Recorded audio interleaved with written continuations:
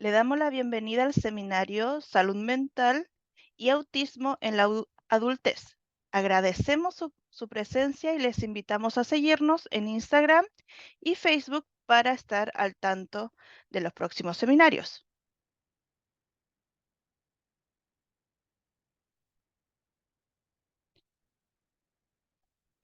A continuación presentamos la agenda de hoy. Luego de esta bienvenida, entraremos en la presentación principal del seminario. Al finalizar la presentación, abriremos un espacio para responder alguna de sus preguntas. Tras el bloque de preguntas, finalizaremos la charla realizando un sorteo. El premio será una beca totalmente gratuita para el curso en Evaluación e Intervención Multidisciplinaria en Adultos en Espectro Autista, que será impartido los días 10 y 11 de enero. El requisito para poder optar a la beca es ser profesionales del área de salud mental o estudiantes de último año de dichas áreas. Además, es importante haber participado en toda la sesión de hoy. Recuerde mantener sus nombres reales visibles en Zoom durante el sorteo. Finalmente, después del sorteo, compartiremos un link y un código QR a través del chat. Este link les permitirá generar su certificado de asistencia al seminario. Solo tienen que ingresar al link, llenar sus datos personales y el certificado se enviará automáticamente a sus correos.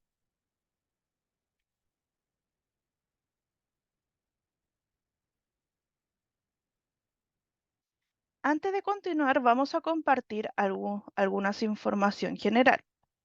Durante la sesión mantendremos los micrófonos silenciados.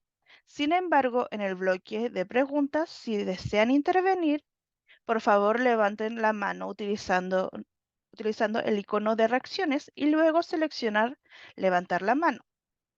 Así podremos activar su micrófono para que participen. El chat estará moderado y abierto para su uso.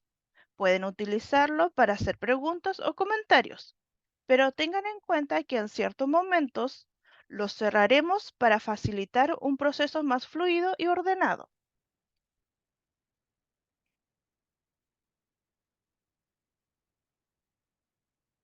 Les recordamos que tenemos un canal de ayuda para cualquier duda que puedan tener. Por favor, no duden en contactarnos a través de sac@diva.cl.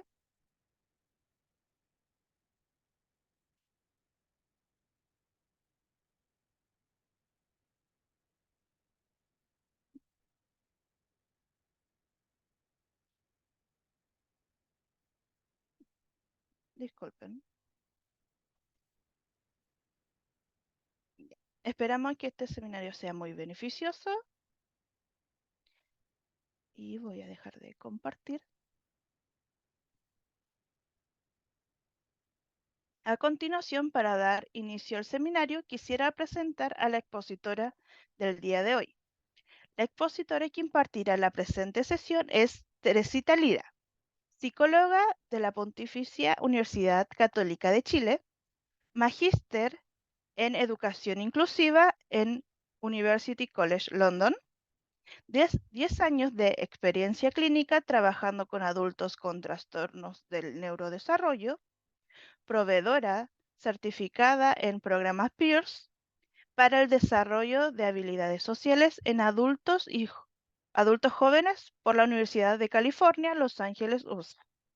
Le damos el paso a Teresita para que inicie con su presentación. Docente.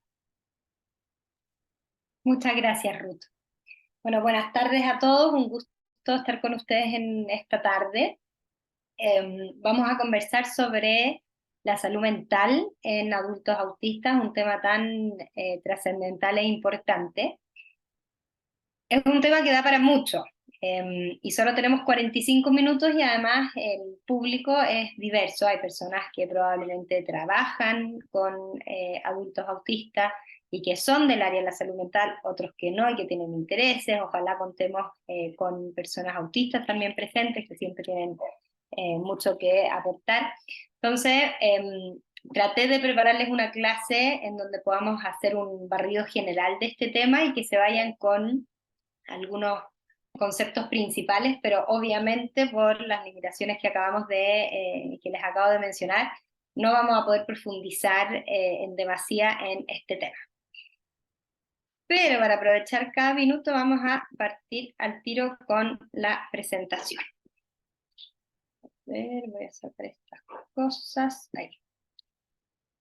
Bueno, como mencioné, hoy día vamos a estar conversando sobre salud mental y autismo en la adultez.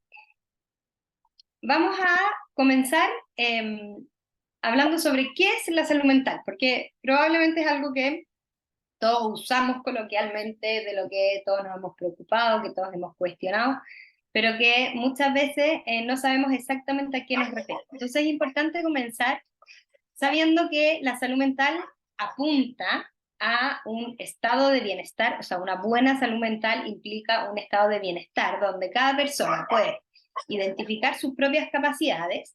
De alguna manera esto se relaciona con tener una identidad, con saber cuáles son mis capacidades, cuáles son las áreas en donde tengo más desafíos, quién soy yo como persona. Es un estado de bienestar que le permite a la persona manejar el estrés y los desafíos del día a día. Esto está relacionado, perdón, voy a cerrar la ventana, que mi perro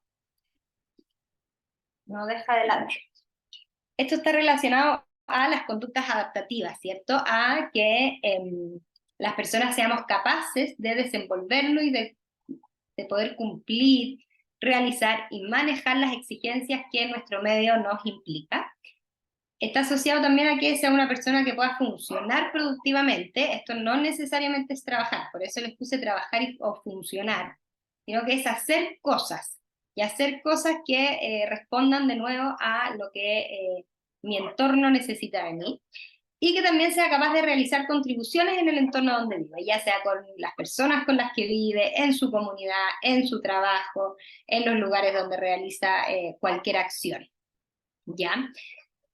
Esto conlleva muchos desafíos y algo que es fundamental en el día a día de cualquier persona y sobre todo de cualquier adulto, donde se espera que cada adulto ya pueda empezar a gestionar su salud mental de forma un poco más autónoma, ¿no? Así en los niños, ¿cierto?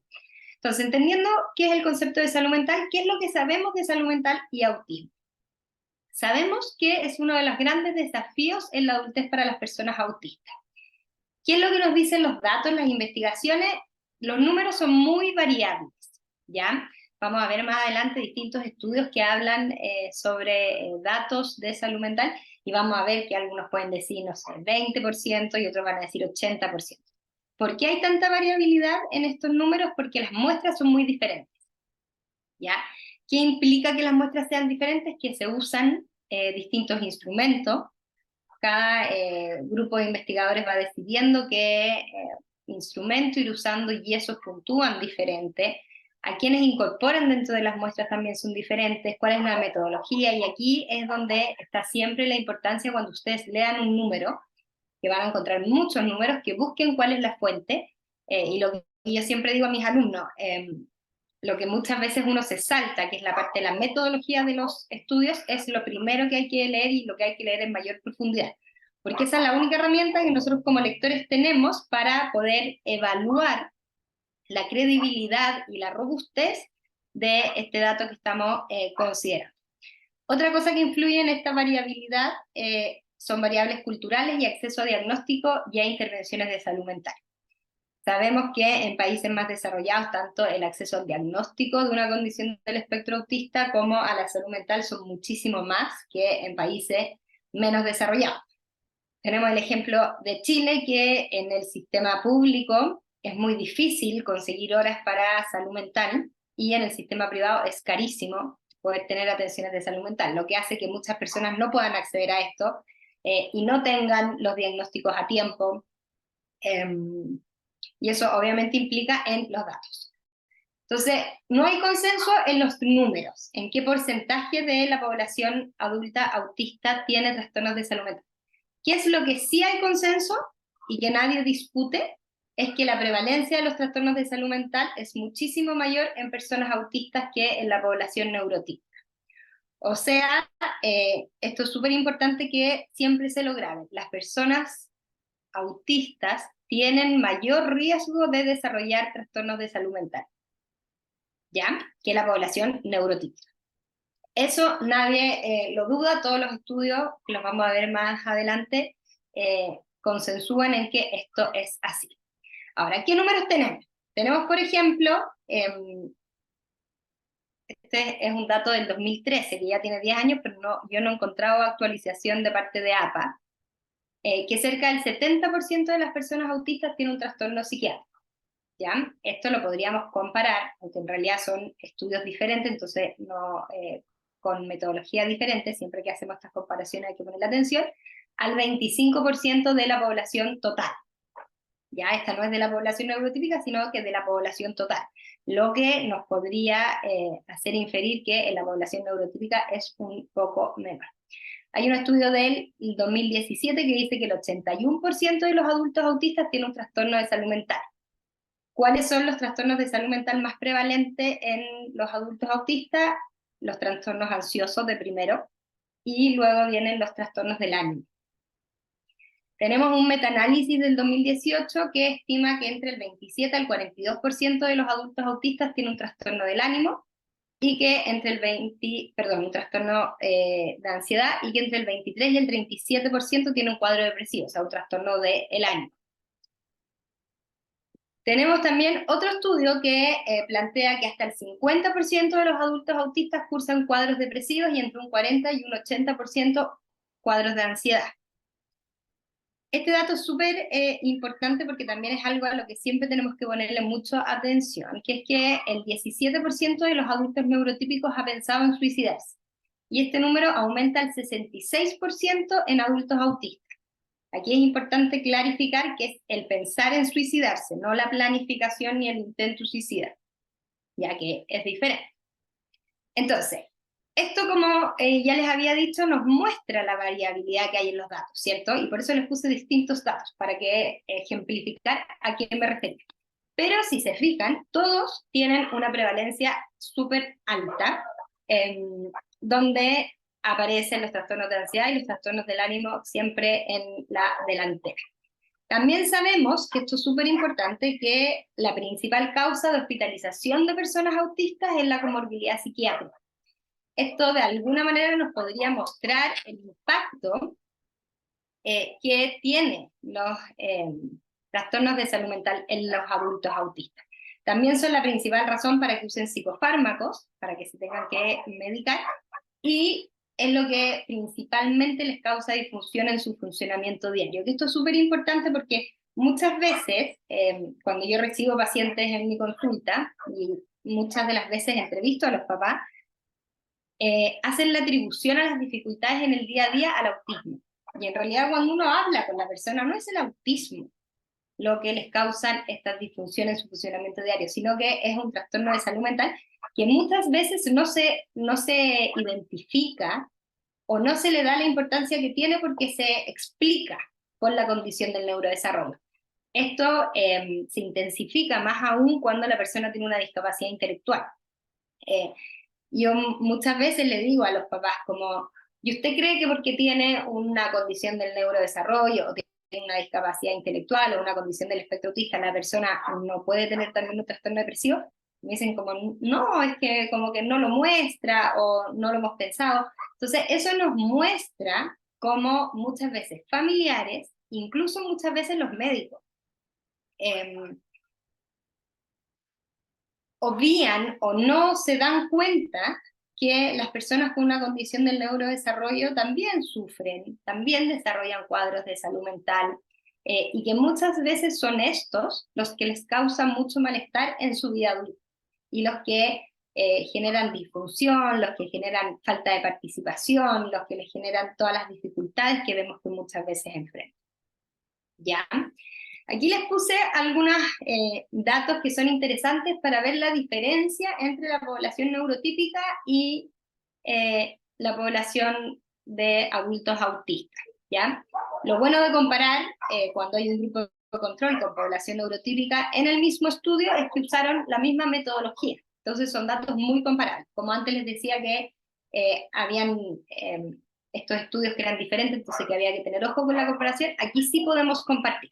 Podemos cuestionar el porcentaje que salió, que en general este es un estudio que reportan más bajo, tanto en la población neurotípica como en los adultos autistas, pero sí podemos ver la diferencia. Entonces, por ejemplo, si nos fijamos en los trastornos de ansiedad de los adultos autistas, vemos que un 29% reporta haber tenido un trastorno de ansiedad. Si es que nos vamos al grupo de control, que es un grupo además con un N muy abultado, lo que siempre le da mayor credibilidad a los estudios, es del 9%.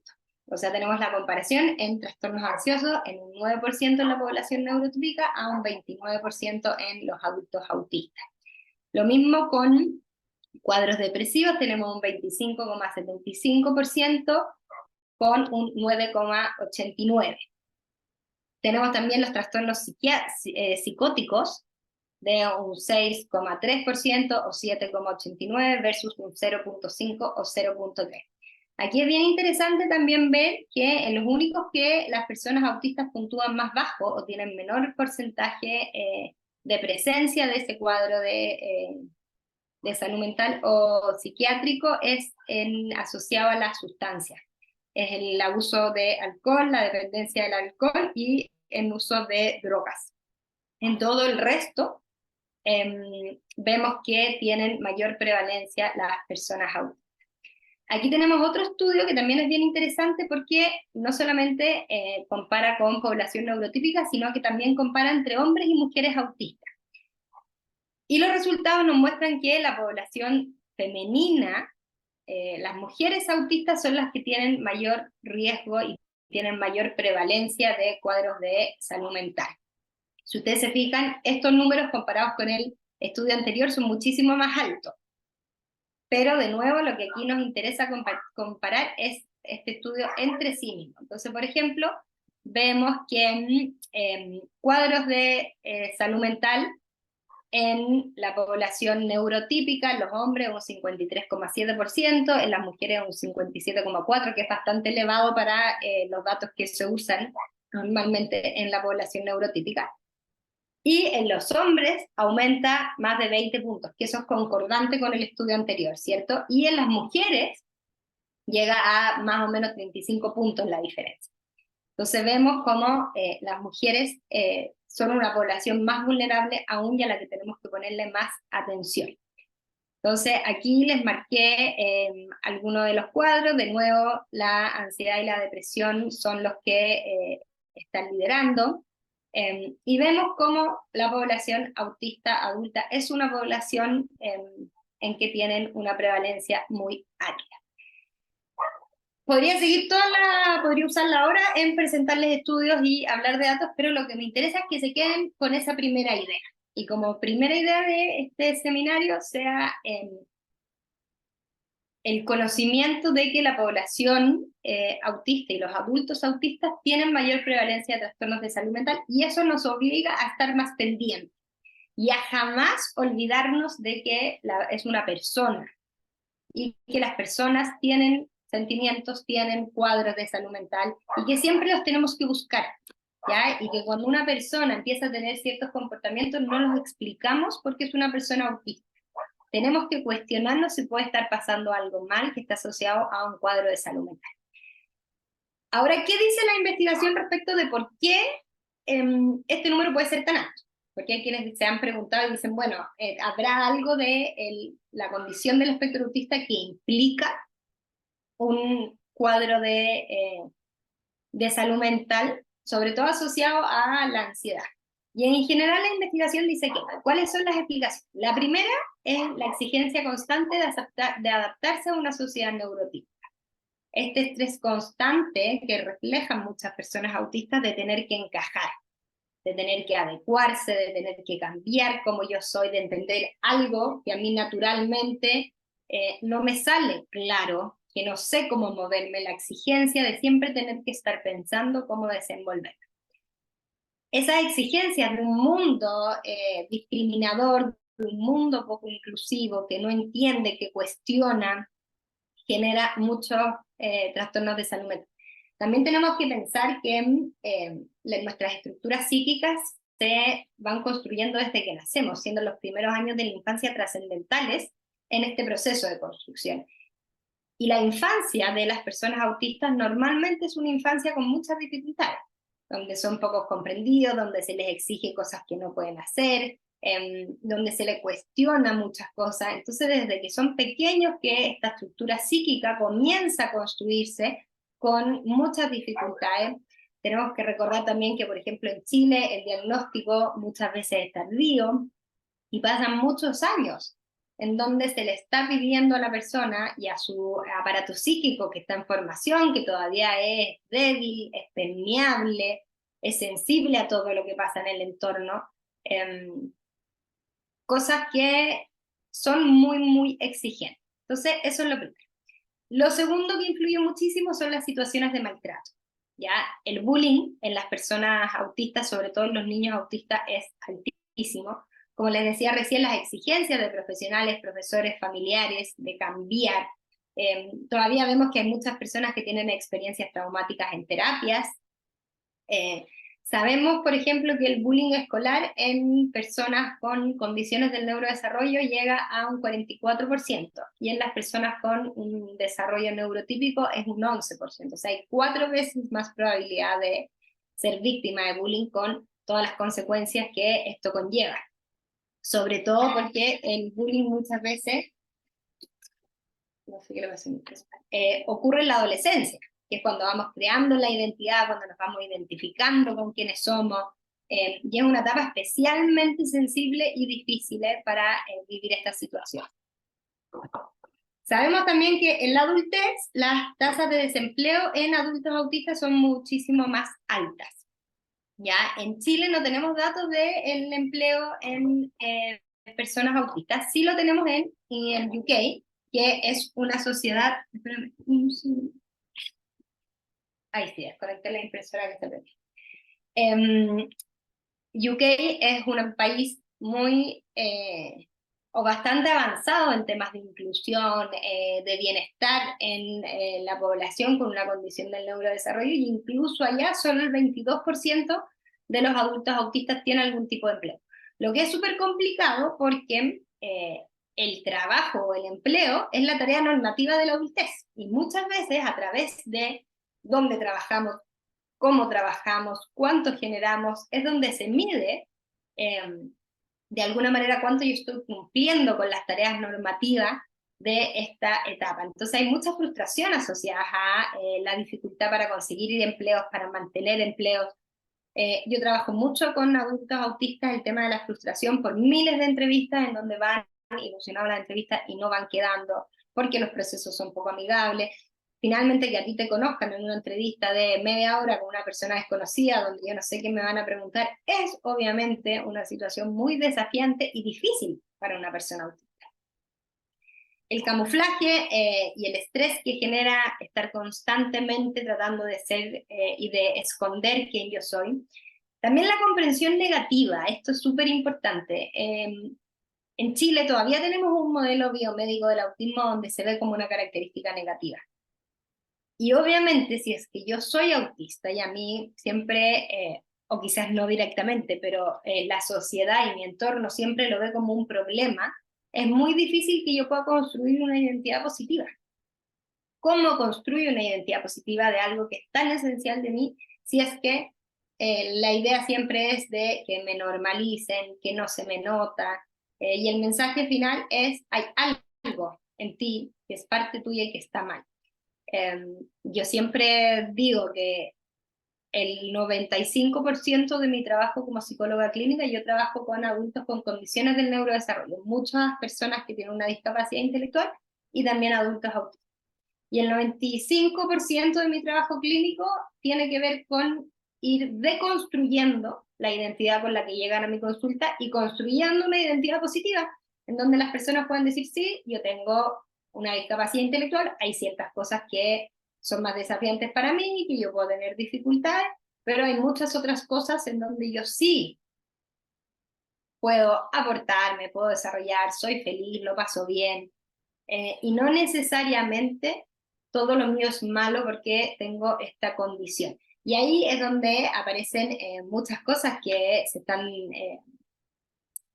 poco cuestionando, como el uso del trastorno del espectro autista, que la palabra trastorno tiene un tinte más negativo a el uso de la condición del espectro autista, que pone el énfasis en esto es una condición, es como yo soy, pero no es un problema, ¿cierto? Todo el modelo de la neurodivergencia viene desde aquí y puede aportar mucho, creo yo, a disminuir de cierta manera los trastornos de salud mental, porque vamos a ir teniendo identidades más positivas, vamos a ir teniendo personas más seguras, etc. La sobreprotección de las familias también influye en este elevado número de trastornos de salud mental. Muchas veces la familia, desde el amor y desde las ganas que la persona no se vea expuesto, sobreprotegen, y eso implica que tengan menos experiencias, que tengan menos amigos, que tengan menos seguridad para poder desenvolverse, y muchas veces eso funciona mientras la persona está en el colegio, ¿cierto? Y tiene una estructura, una rutina mucho más establecida, que va siempre al mismo lugar, pero cuando llegan a la adultez, que parte de la adultez es el estar más libre, el estos días menos rutinarios, tienen menos herramientas para enfrentarlo, porque nunca han tenido la experiencia de ser autónomos, no conocen la autodeterminación, tienen pocas experiencias de amistad, tienen pocas experiencias de vida. Hay un estudio bien interesante que habla de las experiencias de vida y cómo la falta de experiencias de vida, con experiencias de vida se refieren a ir a subir un cerro, a ir al cine, a salir al mall, a tener un fin de semana con amigos, a acampar, a ir a un campamento, de las personas con una condición del neurodesarrollo afectan muy negativamente su autodeterminación, que está súper relacionado a la calidad de vida en la adultez. La soledad es también un número, o sea, un elemento súper importante en esta alta prevalencia, que puede estar asociado a lo que acabo de mencionar, también a las dificultades sociales. Esas dificultades sociales hacen que muchas veces las personas autistas tengan algunas dificultades, o sea, tengan dificultades para tener un grupo de amigos, que en algunos casos de frente no hay amigos y en otros hay algunos, pero son pocos estos grupos de pertenencia, y de repente si un amigo se va a vivir a otra ciudad, el otro está ocupado, las personas se van quedando más solas, y la soledad, tanto en población neurotípica como en personas autistas, es un factor de riesgo para el desarrollo de trastornos de salud mental. Y que esto, la calidad de vida puede englobar todo lo anterior. Vamos a hablar un poquito de calidad de vida porque es súper importante, pero sabemos que los adultos autistas tienen peor calidad de vida que las personas neurotípicas. ¿Por qué? Por todo lo que ya hemos conversado, ¿cierto? Pero aquí es súper importante entender que la calidad de vida es muchas veces el objetivo que nosotros tenemos como adultos y que las personas tenemos, y está súper asociado a la felicidad, a cuán contentos y capaces nos sentimos, que finalmente se asocia a la definición de salud mental que vimos inicialmente. Esto bien cortito para que se hagan una idea, y sobre todo para que le empecemos a poner atención a la calidad de vida, ¿ya? Probablemente todos los profesionales que estén aquí y que acompañen a adultos autistas se deben cuestionar constantemente, ok, ¿cuál va a ser mi rol? ¿Qué es lo que yo tengo que hacer como un acompañante de un adulto autista? O incluso de cualquier adulto, ¿cierto? Y muchas veces cuando nosotros nos hacemos esta pregunta, depende obviamente de la profesión que ustedes tengan, pero desde la psicología muchas veces lo que nosotros buscamos es que la persona tenga una mejor calidad de vida. ¿Y cómo se define la calidad de vida? Este modelo a mí me gusta mucho, que divide 3 factores grandes, que es la independencia, la participación social y el bienestar. Dentro de cada factor pone dimensiones. Las dimensiones de la independencia es el desarrollo personal, ya que serían ejemplos de desarrollo personal: cuán contento yo me siento con las cosas que estoy haciendo, con mis comportamientos, con mis trabajos, con la educación, con sentirme parte de un nuevo grupo, con poder apoyar a otras personas de una comunidad, con participar. Es sobre todo cómo yo siento que puedo aportar y cómo yo voy desarrollando mis capacidades. Y está también la autodeterminación, que la autodeterminación es clave y es muy faltante en personas con condiciones del neurodesarrollo, sobre todo en personas con discapacidad intelectual. Hay muchas veces que se van a encontrar con adultos con discapacidad intelectual que no compran su ropa, que no eligen cómo vestirse, que no definen con quién se van a juntar, si se van a juntar con un amigo, que no tienen cuenta en el banco, que les manejan con quién hablan por el celular. Y la autodeterminación es clave para la calidad de vida. Las personas necesitamos tener control sobre nuestras vidas. Si no, piensen ustedes probablemente en momentos de su vida en que no han tenido el control de sus vidas y hay otros que toman todas las decisiones por ustedes. Probablemente han sido momentos en que se han sentido muy mal. Entonces, la autodeterminación es muy importante. ¿Qué es la autodeterminación? Es tomar decisiones por mí misma. ¿Ya? Que implica, de alguna manera, mi autonomía, el control personal, cuáles son mis objetivos, etc. Entonces, ese es el primer factor de la calidad de vida. Después tenemos el factor de la participación social, que tiene 3 dimensiones: las relaciones interpersonales, la inclusión social y los derechos. En relaciones interpersonales son todas las relaciones que tenemos con otras personas, ya sean desde amistad, tener buenas relaciones en el trabajo, con nuestros vecinos, en la comunidad, etc. La inclusión social está súper asociada al acceso y a la participación de las cosas. ¿Ya? Muchas veces a mí me preguntan, Tere, ¿tú cómo definirías la inclusión social? Yo la defino como que todas las personas, tengan la condición que tengan, puedan participar de todos los espacios y puedan disfrutar esos espacios si es que a ellos les gusta. ¿Ya? Pero la inclusión no la tenemos que pensar como solamente que la persona esté presente, sino que es cuánto participa y cuánto puede disfrutar o nutrirse de esos espacios. Y tenemos también la dimensión de los derechos, que está en todos sus ámbitos. Y después en el bienestar tenemos el bienestar emocional, el bienestar físico y el bienestar material. El bienestar emocional está asociado al bienestar psicológico, y ahí podríamos nosotros, sí, no es toda la salud mental, porque la salud mental engloba todos estos conceptos, pero sí es el sentirse bien emocionalmente. Está el bienestar físico, que tiene que ver con el estado de salud, con no tener enfermedades, con tener un buen estado nutricional, con tener un buen físico, un físico sano, y el bienestar material, que está asociado a poder tener una situación financiera que me permita desenvolverme en mi entorno de forma, o que me permita participar de mis espacios, de las cosas que me gustan, etc. Entonces, muchas veces, sobre todo desde la psicología, lo que nosotros buscamos es que las personas vayan mejorando su calidad de vida. Y desde todas las profesiones yo creo que es súper valioso siempre tener esta idea de calidad de vida y decir, ok, ¿qué puedo trabajar yo? ¿O cómo puedo aportar a esta persona para que su calidad de vida vaya mejorando? Aquí tenemos otro estudio que compara la calidad de vida de adultos autistas con la norma de la población general.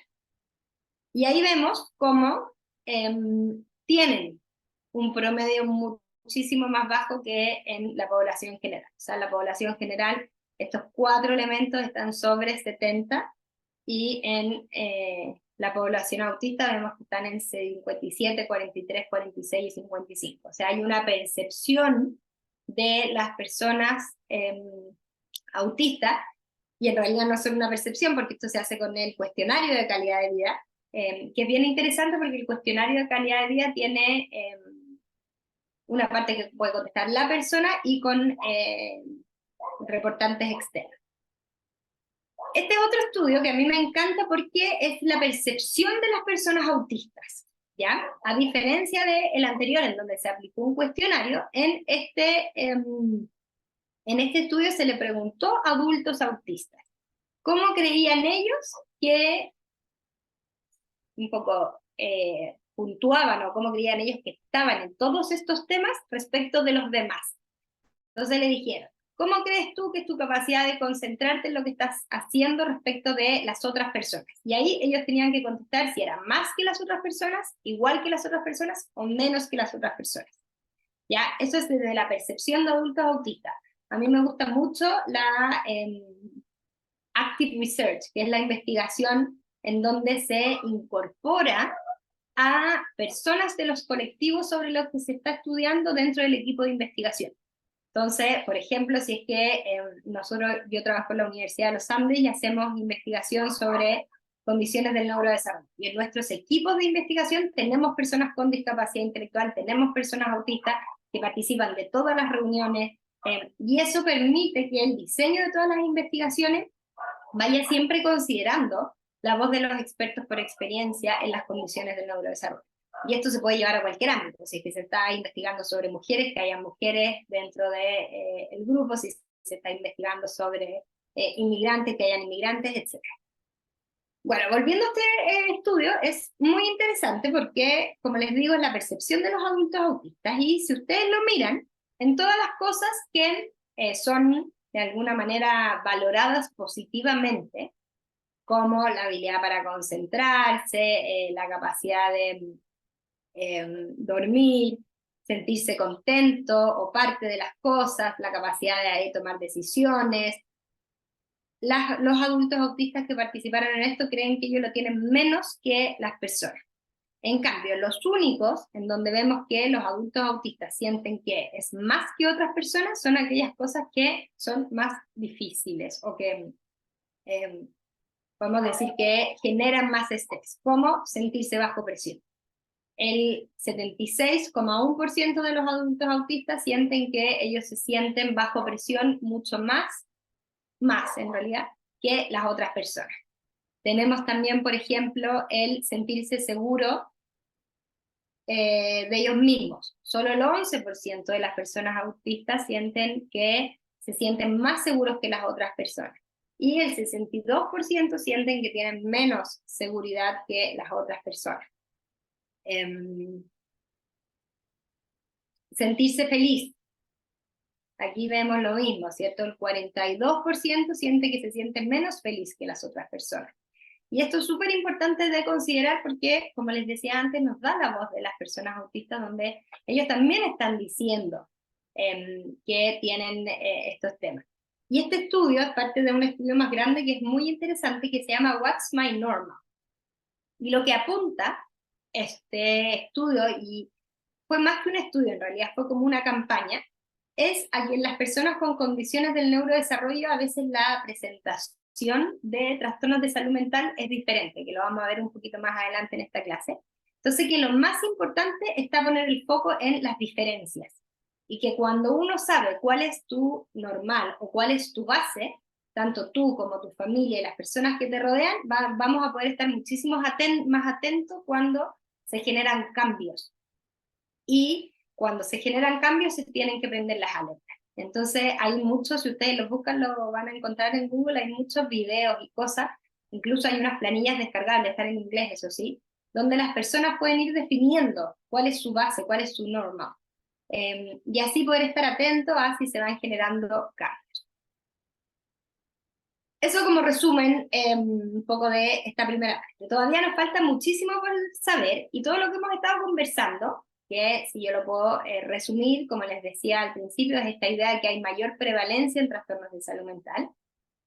También que hay menor calidad de vida en los adultos autistas. Ese es otro dato que es súper importante de tenerlo en mente y de siempre cuestionarnos qué puedo hacer yo para mejorar la calidad de vida de la persona que estoy acompañando, ya sea profesional o de mi familia, sabiendo que hay muchas barreras de acceso a la atención en salud mental.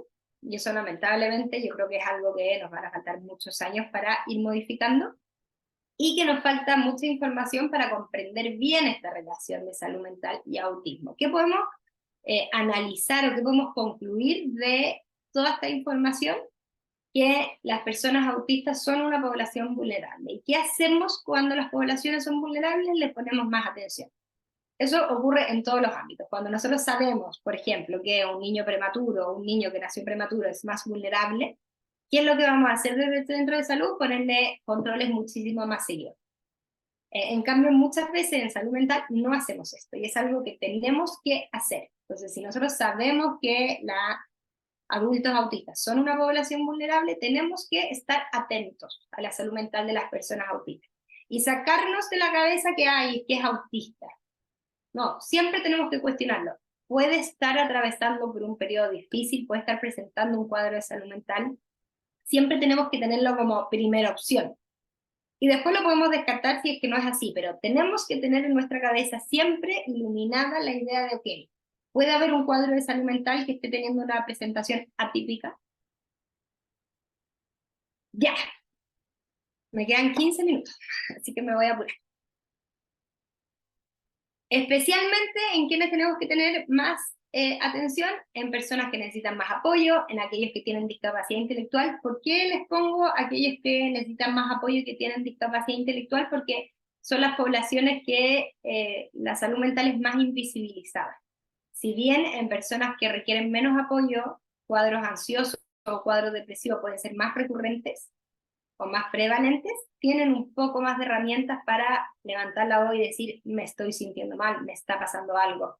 En cambio, en aquellas personas que no tienen desarrollado, por ejemplo, el lenguaje verbal, que tienen una discapacidad intelectual, es más difícil aún, y ahí nosotros tenemos como profesionales que muchas veces levantar con la familia el, oye, preocúpense de esto, piensen en su independencia, piensen en su privacidad, etc.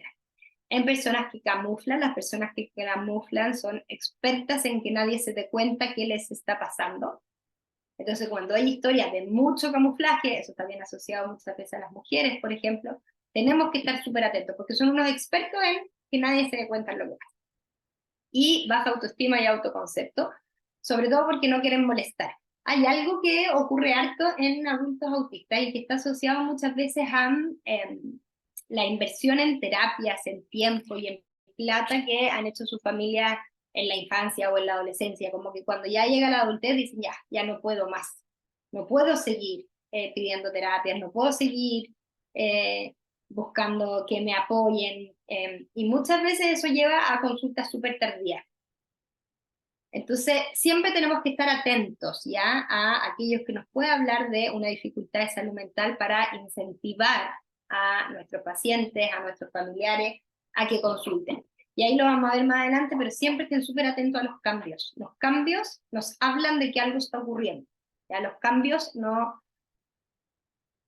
rara vez son porque sí, y yo solamente explico un cambio por desarrollo cuando ya analicé todas las otras opciones y ninguna fue. ¿Ya? Pero siempre que hay un cambio tenemos que buscar qué es lo que puede estar pasando que genera este cambio. Vamos a hablar de los principales cuadros de salud mental, que por tiempo vamos a alcanzar a hablar de los trastornos ansiosos, cuadros depresivos, y les puse algo bien cortito que no sé si lo podemos ver sobre la regulación emocional o la desregulación emocional, que también se ve harto en adultos autistas. Entonces, ¿qué es un trastorno de depresión desde el DSM-4, DSM-5, perdón? El DSM-5 plantea 3 criterios centrales. ¿Cuál es el criterio A? Que tienen que haber 5 o más de los siguientes presentes por 2 semanas y que significan un cambio en la vida de la persona. ¿Cuáles son? Tienen que haber al menos 5 de este listado de cosas, que es estado de ánimo deprimido, pérdida de interés, cambios en el peso, insomnio o hipersomnia, agitación o retraso psicomotor, fatiga, sentimiento de inutilidad o culpabilidad, dificultad para concentrarse, pensamiento de muerte recurrente. O sea, al menos 5 de estas características tienen que estar presentes por 2 semanas y generar un cambio en la vida de la persona. Estos síntomas tienen que causar un malestar significativo. Eso significa que tienen que ser en una intensidad que impacte la vida de la persona y que le impliquen un malestar. Y no se pueden explicar por el uso de una sustancia o por otra afección médica. O sea, no lo puedo explicar por consumo de alguna droga, ni tampoco, por ejemplo, por la presencia de un tumor cerebral. ¿Ya? Ahora, ¿qué sabemos de depresión y autismo? Sabemos que, bueno, que es muy recurrente. También sabemos que muchas veces los síntomas del autismo, las características del autismo, antes de ser diagnosticado, se confunden con cuadros depresivos en la infancia y en la adolescencia. Son muchísimos los adultos autistas que cuando uno hace un recorrido por su historia te dicen que antes de decirles que eran autistas tuvieron un diagnóstico y fueron tratados por un cuadro depresivo. ¿Cuál es el problema de eso? Bueno, malos tratamientos farmacológicos, una incomprensión, que el entorno crea que es por su ánimo y que en realidad sea por una condición, y dificultad en el acceso a los apoyos adecuados. Ya, eso es súper importante pensar, porque uno puede decir, bueno, ¿qué importa o qué tanto impacta el diagnóstico? El tema es que los diagnósticos nos guían a entregar los apoyos adecuados, por eso son tan útiles. Y tenemos que saber que la presentación de la depresión en el autismo puede ser diferente, y eso lleva a que muchas veces se dificulte el diagnóstico y recibir los apoyos por estos. ¿Cómo es esta presentación? Aquí les hice un cuadrito comparativo bien simple, pero para que de nuevo se queden con las ideas centrales. Muchas veces en los adultos autistas la depresión no se ve de la misma manera que en población neurotípica. La población neurotípica lo que más se reporta es que se afecta el estado de ánimo, o sea, nosotros vemos a las personas más tristes. En cambio, en los adultos, el primer síntoma que se reporta es la anedonia, que es la incapacidad de disfrutar de actividades que antes eran placenteras. Y eso como nosotros lo vemos con que algo que la persona le gustaba mucho hacer, lo deja de hacer. Ahí está el cambio, ¿cierto? Este cambio que yo les digo que nos tiene que prender las ampolletas. ¿Cuáles son otros síntomas frecuentes en los adultos neurotípicos? Es el descontento consigo mismo, la falta de energía, el sentimiento de inutilidad. Y ahí de nuevo lo vemos. Cuando una persona está muy cansada, está durmiendo mucho, tiene el ánimo muy bajo, se deja de asear, por ejemplo, son cosas que físicamente nosotros podemos identificar más fácil. En cambio, en los adultos autistas, esto se puede llevar hacia el otro lado, aumenta la agitación, la ansiedad, las conductas estereotipadas, puede aumentar el aislamiento social, y que eso de alguna manera son algunos síntomas más o algunas características más core del autismo. Entonces, cuando nosotros vemos que se van intensificando algunas características más propias del autismo, podemos sospechar y analizar si es que si estuviera la presencia de algún cuadro de salud mental. En los adultos neurotípicos también aparece la lexitimia, pero sabemos que muchísimos de los adultos autistas ya tienen lexitimia. Entonces eso no es una característica que nos permita diferenciar. Y de hecho, al contrario, es una de las características que hace que la depresión y el autismo a veces se confundan, ¿cierto? Porque la persona expresa su lexitimia, la lexitimia es la dificultad en reconocer las propias emociones, y eso en población neurotípica se asocia a cuadros depresivos. En cambio, en adultos autistas sí aparecen más rumiaciones, tanto en su cantidad como en la intensidad. Entonces, como les decía antes, podemos ver o explicar. No es explicar, es ver. Muchas veces como que se intensifican características nucleares del autismo, y ahí eso nos tiene que despertar la sospecha de que podemos estar frente a un cuadro depresivo. Esto me lo voy a saltar por tierra. ¿Cuáles son los factores de riesgo que nos hace estar más atentos todavía en personas autistas a la presencia de un cuadro depresivo? Historia familiar de depresión, siempre. La necesidad de menos apoyo. Las personas con menos apoyo muchas veces presentan más cuadros de salud mental. Menos dificultad en las habilidades sociales. ¿Por qué? Porque muchas veces las personas que tienen menos dificultades en las habilidades sociales sienten más, buscan más el contacto social y son más conscientes del rechazo, porque perciben cosas que personas que tienen más dificultades en las habilidades sociales no captan. Entonces son una población que muchas veces sufre más por el tema social. El retraso en la edad del diagnóstico, como les decía antes, nuestro aparato psíquico se va formando en los primeros años, y cuando no se recibieron los apoyos ni las adecuaciones necesarias en los primeros años, tenemos un aparato psíquico que puede venir con más dificultades. Entonces siempre cuando son personas que se diagnosticaron, que recibieron el diagnóstico muy grandes, tienen historia de mucho sufrimiento y mucha incomprensión hacia atrás. El género femenino, como vimos, los cambios importantes, cambios en las estructuras, en los espacios donde yo ya me siento cómodo, las transiciones en las personas adultas, en las personas autistas, siempre son importantes, y en la infancia y adolescencia se pone mucha atención a las transiciones. Por ejemplo, si un niño autista va a pasar de curso, se hacen adecuaciones, se piensa, pero si a un adulto autista le van a cambiar el jefe, se asume que la persona tiene que poder lidiar con ese cambio y ya no reciben todos los apoyos y las consideraciones que se reciben antes. Entonces los cambios, todo lo que implique cambios muy grandes pueden ser factores de riesgo. Y la rigidez conductual y cognitiva porque implica un estrés constante. Nuestra sociedad no está pensada para personas que tengan mucha rigidez conductual y cognitiva. Entonces esas personas son personas que lo pasan más mal porque la incertidumbre está en el día a día. Y aunque nosotros como profesionales y la familia hagamos todo por tratar de hacer estructuras, órdenes, calendarios, mapas, paso a paso, la incertidumbre es parte de la vida y siempre va a haber un grado de incertidumbre que no vamos a poder manejar. Entonces aquellas personas que tienen mayor rigidez conductual y cognitiva lo enfrentan como un estrés. También cuando hay pocas redes de apoyo, personas que están muy solas y falta de actividades. Estos últimos dos nosotros los podemos asociar a personas autistas o a población neurotípica. Cuando hay pocas redes, hay aislamiento, hay soledad y hay falta de actividades, es más probable presentar cuadros de salud mental. Eso también me lo voy a saltar. Ahora, ¿cómo evaluamos cuadros depresivos? Súper importante, la entrevista clínica. Ya, igual que el diagnóstico del autismo, si bien hay instrumentos que apoyan, el diagnóstico es clínico. Una buena entrevista clínica es súper importante, buscar muchos cambios, ¿ya? Las cosas que están apareciendo, o esos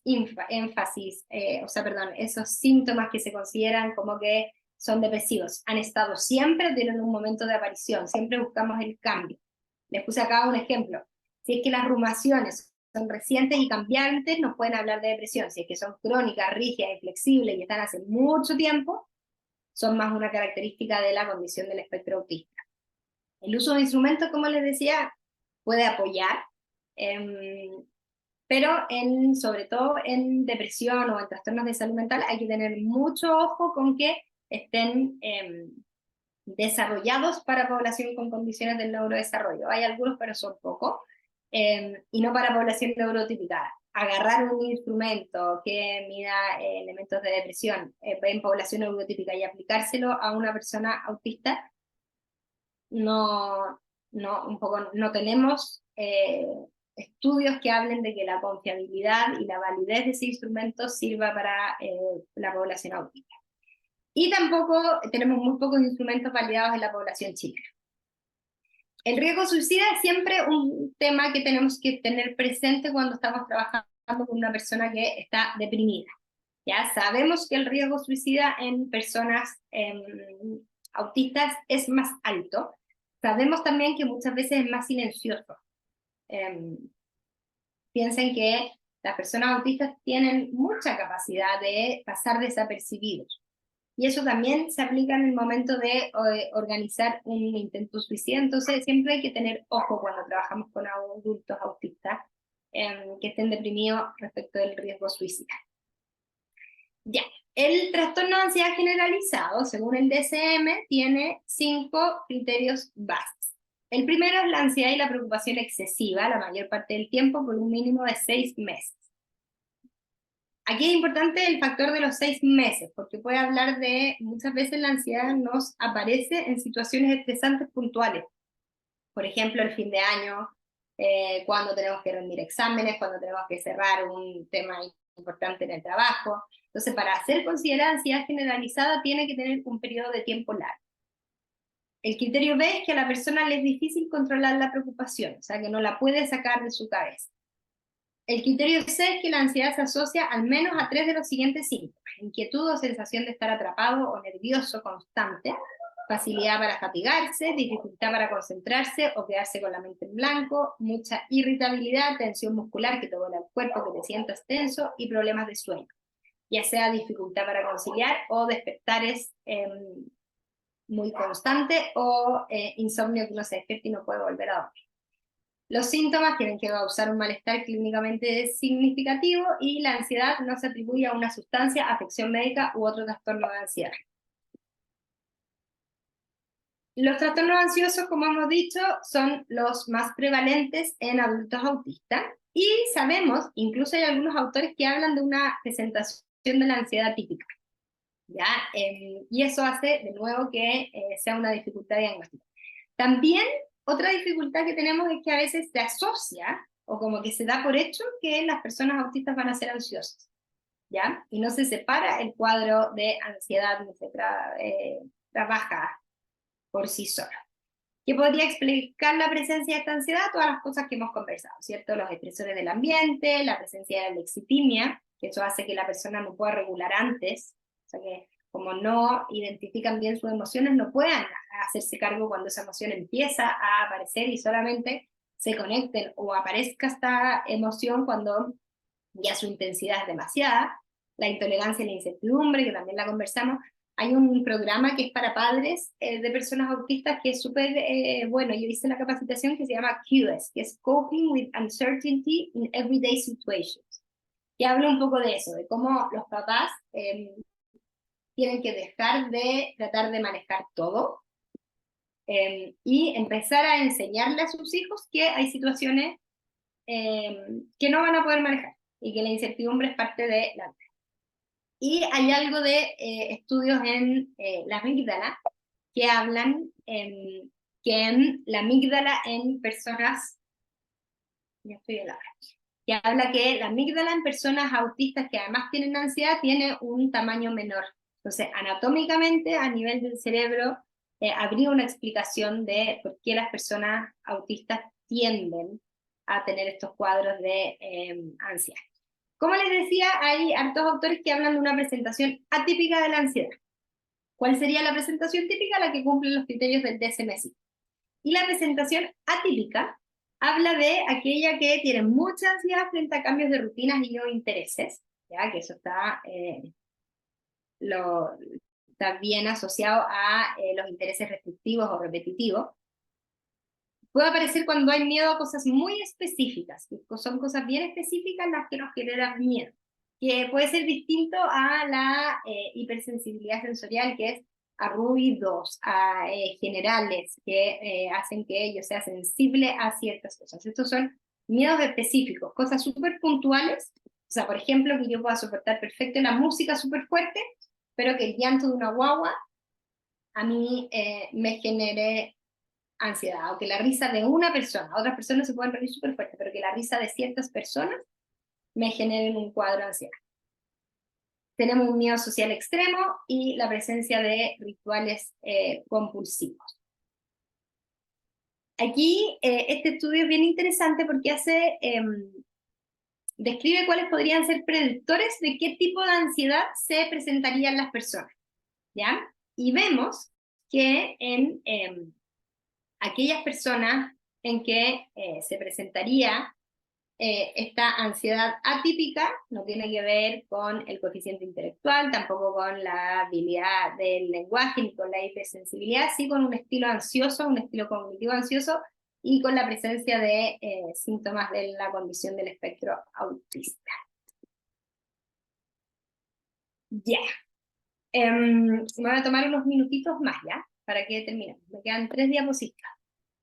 Y como les dije, lo último que quería hablarles es de la desregulación emocional, que si bien no aparece como algo formal, sí aparece mucho en personas autistas. Entonces, la regulación emocional es la capacidad que tenemos de controlar y regular las emociones para cumplir las exigencias de la situación donde nos encontramos. O sea, por ejemplo, yo estoy haciendo una exposición y me hacen una pregunta que me pone muy nerviosa.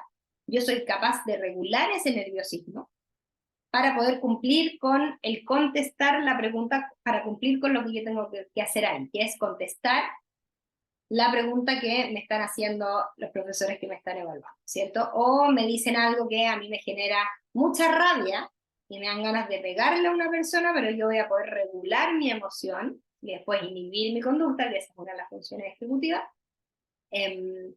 para poder resolverlo de una manera que sea adaptativa. Entonces es súper importante la regulación emocional para poder desenvolverme de manera adaptativa y responder a las exigencias del medio. En la adultez la regulación emocional, por ejemplo, es súper importante para los trabajos. Muchas veces, no sé, que una persona autista se sienta súper incómoda y tenga ganas de llorar, pero pueda regular esa emoción para poder seguir trabajando y desenvolviéndose. Y es súper importante evaluar la regulación emocional y trabajarla porque muchas veces es una barrera para las personas autistas. Es una barrera para poder desenvolverse en distintos ámbitos. Entonces, ¿qué sabemos de la regulación emocional en personas autistas? Lo primero que sabemos es que tienen dificultades en identificar sus emociones. Y eso obviamente hace que, si yo no la puedo, el primer paso para identificar, para poder regular una emoción es saber identificar. Y eso lo podemos ir trabajando, ¿ya?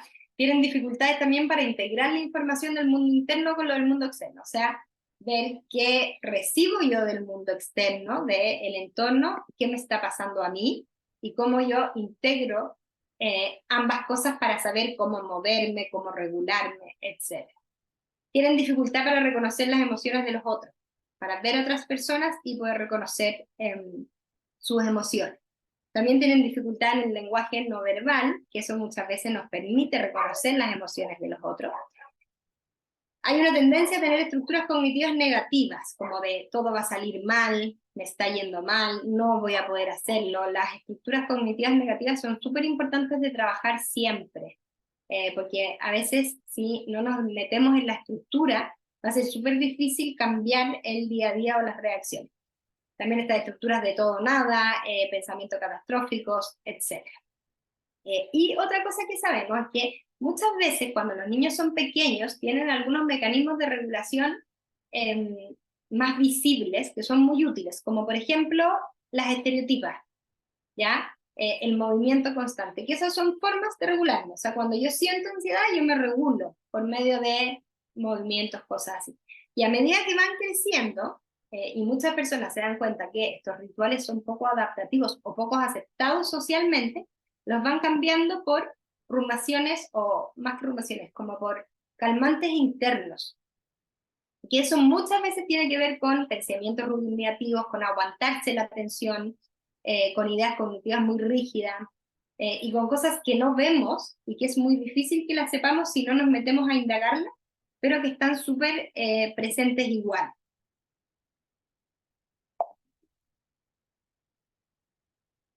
Y hay un estudio que es bien interesante, sobre todo por el tema de la adicción a los videojuegos, que vemos muchas personas autistas, que no me voy a meter ahí porque podríamos hablar otra hora completa, pero que dice que hay actividades repetitivas, como por ejemplo los videojuegos, que sirven como una función regulatoria. O sea, como el estar haciendo algo que no me implique una carga muy fuerte, en lo que yo sea bueno y que sea como de alguna manera repetitivo, me sirve para poder regularme y disminuir la ansiedad. Deme un segundo para prender la luz.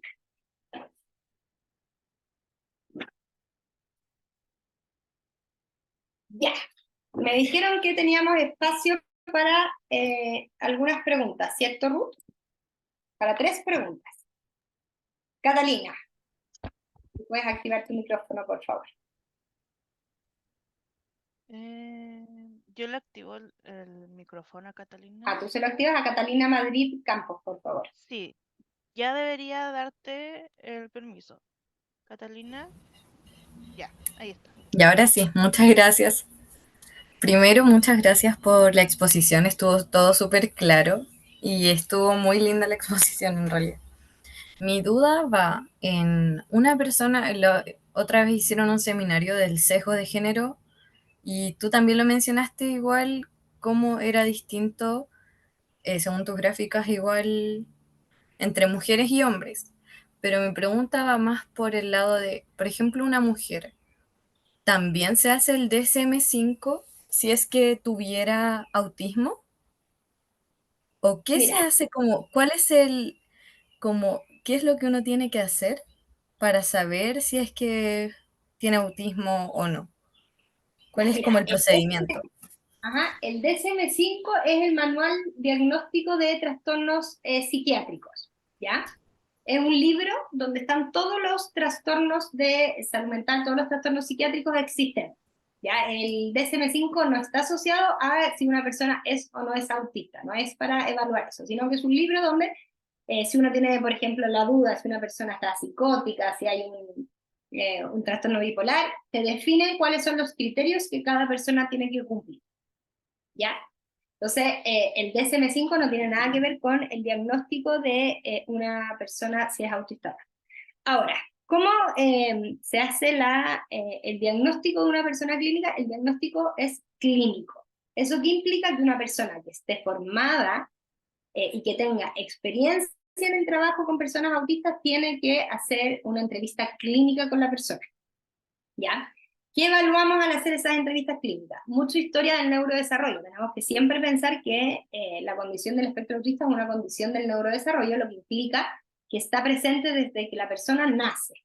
Entonces siempre tenemos que buscar cómo las dos características centrales del trastorno del espectro autista tienen que estar presentes desde que la persona nació, desde que es pequeña. Si es que, por ejemplo, hay muchas personas que de repente cuando uno los evalúa te dicen, no, mira, la verdad era una persona que no tenía ninguna dificultad social hasta que en octavo básico de repente cambió. Algo pasó que cambió, ahí uno dice, bueno, entonces eso va por otro lado, porque no está presente desde el inicio, que es parte de que sea una condición del neurodesarrollo. En esos casos, por ejemplo, podemos pensar en un trastorno de estrés postraumático, en otras líneas de cosas. Eso es lo primero, el diagnóstico es siempre clínico.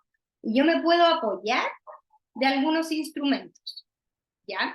Pero es un apoyo, o sea, por ejemplo, si una persona contesta una DR y sale su puntuación de que está dentro del espectro autista, pero clínicamente que lo evalúa dice que no, prima más el diagnóstico clínico siempre y cuando sea una persona que está capacitada y que tiene conocimiento. Y ahí usamos principalmente dos instrumentos, que es el ADOS y el ADIR. Eso, creo que ahí contesto tu pregunta. Ruth, ¿podemos activar porfa a Lisette Layton? Sí. Para que haga su pregunta.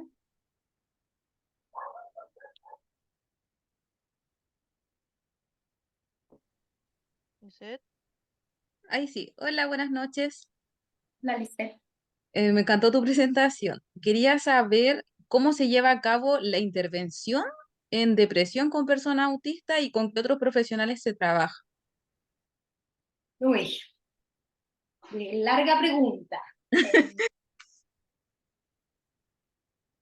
A ver, yo creo que lo primero es, como en cualquier intervención, lo más importante es que sea una intervención adaptada a la persona, ¿ya? Yo creo que el desafío desde la psicología y desde la psiquiatría es que no hay recetas, en realidad desde cualquier trabajo con las personas, probablemente todos los que son profesores, fonoaudiólogos, tienen la misma disyuntiva, es que no hay una receta específica porque depende de esa persona, de qué es lo que le está pasando, qué hace que esté más depresivo, de cuál es su historia de vida, de cuál es un poco su motivación, qué es lo que a esa persona le está generando. Entonces, así como decirte una receta de, mira, yo hago esto, esto y esto, no te la puedo dar porque no la tengo, la voy modificando según cada persona. Sí, algunas cosas generales para las intervenciones con personas autistas, yo creo que primero es respetar mucho sus tiempos, ¿ya? Y tratar de ver mucho qué apoyos, qué tiempos, qué adecuaciones requiere la persona para que esa persona vaya decidiendo en qué momento un poco va profundizando o va entregando la información. Yo creo que un error que cometen muchas terapeutas cuando trabajan con personas autistas y que después las personas llegan con muy malas experiencias, es que tienen un ritmo más rápido, sobre todo también cuando hay una discapacidad intelectual. ¿Ya? Entonces yo creo que es súper importante ver a tu paciente y ver cómo puedes hacer adecuaciones que respondan a el estilo de esa persona, al estilo cognitivo que tiene, a mí me gusta mucho, por ejemplo, tener todos los informes neuropsicológicos de mis pacientes, sobre todo cuando tienen una discapacidad intelectual, y ahí ver, no sé, si la memoria es buena, ok, puedo trabajar con la memoria, si la velocidad de procesamiento está disminuida, tengo que preocuparme de dar un buen tiempo entre una pregunta y otra. y no dejar pasar 10 segundos y repetir la pregunta, sino que a veces dar 30 segundos, un minuto entre una pregunta y otra. Yo uso mucho también cosas visuales, como por ejemplo si es que, no sé, estoy trabajando con una persona que me doy cuenta que tiene un estilo cognitivo súper estructurado y más rígido, uso mucho cuadernos donde ir registrando todo lo que trabajamos en las sesiones, con una estructura para hacer un resumen de cada sesión y así que la persona lo pueda leer la sesión siguiente y ir conectándola. La comunicación tiene que ser súper directa, siempre, como obviamente evitar que muchas veces yo tengo algo que lo tengo súper incorporado y que ya mis pacientes se ríen de mí, pero yo siempre digo, mira, ¿sabes lo que estoy pensando? Y me vienen y me dicen, no, no sé lo que estáis pensando. Obviamente no sabes lo que estoy pensando. Eso no es una comunicación directa, ¿cierto? Uno tiene que siempre tratar de buscar la comunicación directa. Y eso, yo te diría que uso muchas cosas como siguiendo una estructura más ordenada. Entonces, les hago harto cosas, hojas impresas, por ejemplo, donde podemos poner, no sé, lo que esta semana me puso triste tanto porque me sentí de tal manera, sentí que la otra persona me hizo esto. Pero no te puedo dar una receta porque es súper personal según la persona que tengo al frente y sus características. Eso. Y la última, por favor, si le puedes dar el micrófono a Cecilia Concha.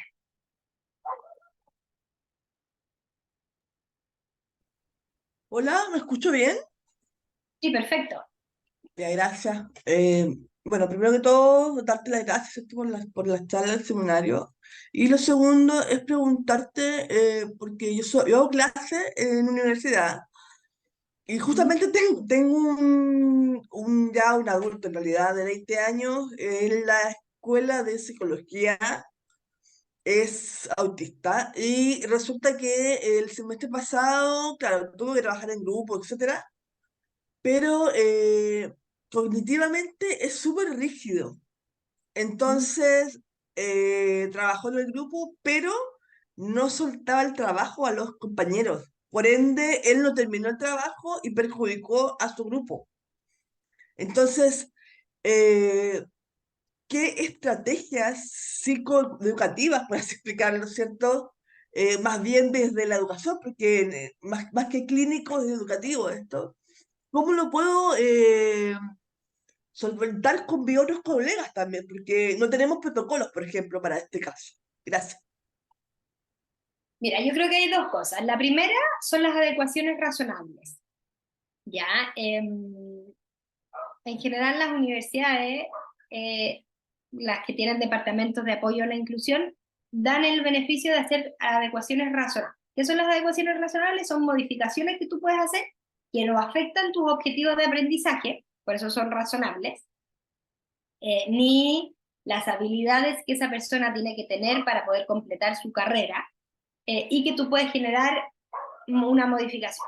Una súper clásica que se pide yo hago muchas tablas de adecuaciones razonables para pedirlas en las universidades, por ejemplo, si hay pruebas orales que sean sin público.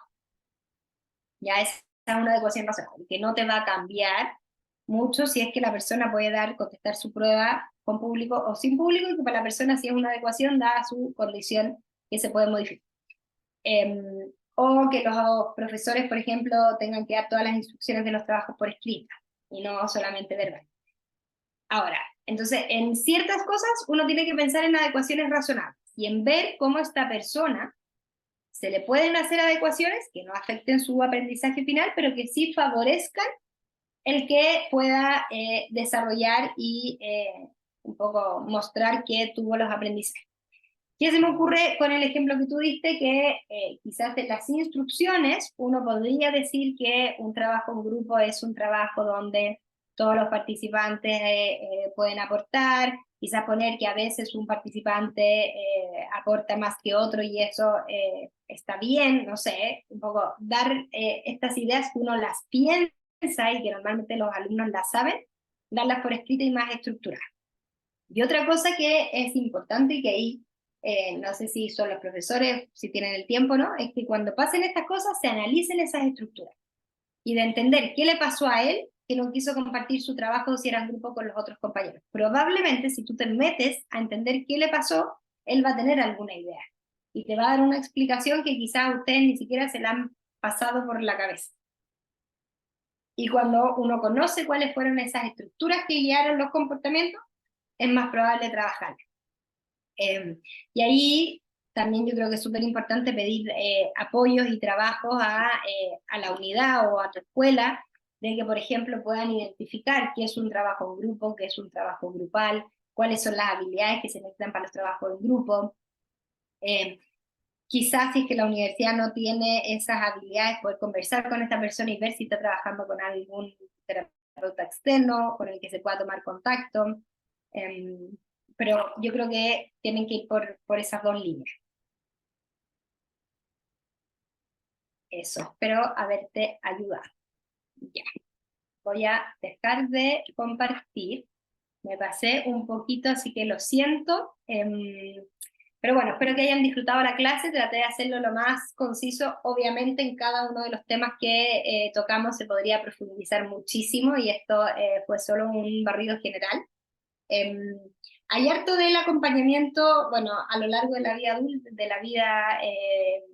a lo largo de del ciclo de vida, pero también vamos a hablar de la adultez con Fernanda, que es una terapeuta ocupacional que es muy buena, muy práctica.